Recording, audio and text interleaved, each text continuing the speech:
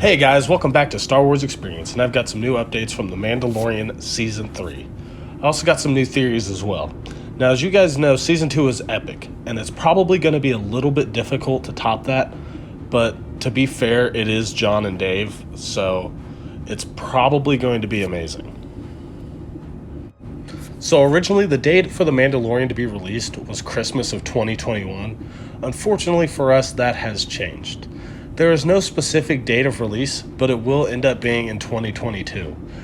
That seems like it's just light years away. Get it? Anyway, that's a long time for fans to have to wait, but fortunately for us, Disney is going to be having an extremely busy schedule, so instead of The Mandalorian Season 3 to be released, we should be getting to see the Book of Boba Fett on Christmas of this year. As far as I'm aware, there's absolutely zero footage of The Mandalorian Season 3. No teasers, and I don't think they've even started filming the thing. Not to worry though, because the release of the trailers tend to be pretty consistent with the schedule of the trailer release from the past seasons. Usually 8 to 10 months after initial filming, we should expect to see a trailer, and that should be around September to November of 2021. Again, I must repeat, the show itself won't be airing until 2022.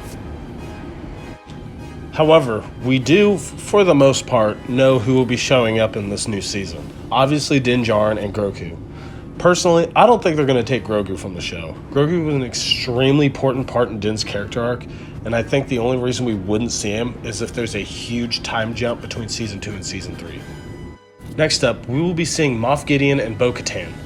I think the main point of Season 3 will be discussing how Bo-Katan can end up being the ruler of Mandalore.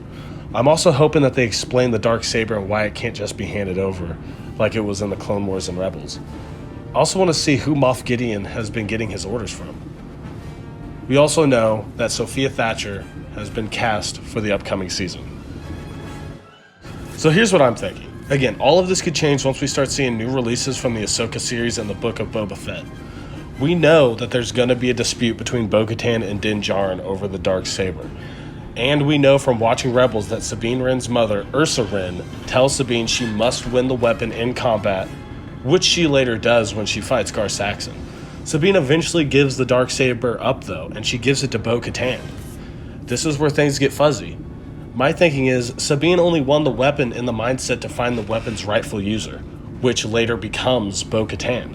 So, I think having the Mandalorian Din Djarin win the weapon accidentally, he wasn't in the mindset to find the weapon's rightful user, he just didn't know. So they might have to duel it out. And I think this is how they will explain it in the upcoming Mandalorian season. And this is where I also believe Sophie Thatcher comes into play. Now, all of this could change, but in my opinion, I believe Sophie Thatcher will be playing the role of Sabine Wren. And I think her coming into the picture will really somehow help clear up this whole confusion. In honesty, I could still see Din and Bo-Katan going at it with Din pretending to lose just to give up the weapon. But I would really like to know what your guys' thoughts are in the comments. As far as Moff Gideon goes, we all know he's still in play. And him trying to take himself out just shows how important he was, or how important the information he had was. And we know that he has been getting word from someone. We just don't know who. I don't see how it can be anyone except Thrawn. In the episode titled The Jedi, mentions Grand Admiral Thrawn, and I do believe he is playing a big part in the Empire behind the curtains. I think bringing in Thrawn would be huge because, seeing from Rebels, we know how intelligent he is, and I think that could become a major challenge for Din, Ahsoka, and possibly even Luke Skywalker. In my opinion, Luke Skywalker and Ahsoka are going to be a big part of The Mandalorian. And I don't think Grogu's story arc is ending anytime soon, and I'd love to see more of Luke, mostly because how the sequels just kind of ruined him. And I really don't know why they could disrespect Luke Skywalker like that, but they did, and I'm really looking forward for them to bring back the Luke that we know and love.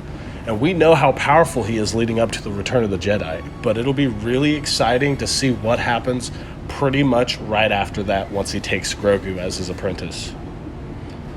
However, I don't think we're going to see everything from just one show. In fact, I know we won't.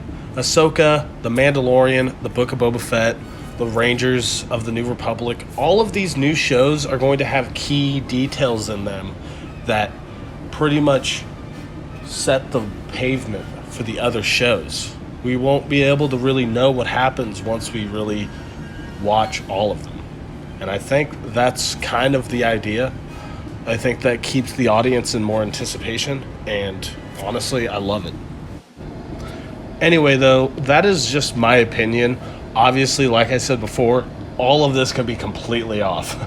And I honestly wouldn't be surprised because John and Dave are really good at surprising their audience.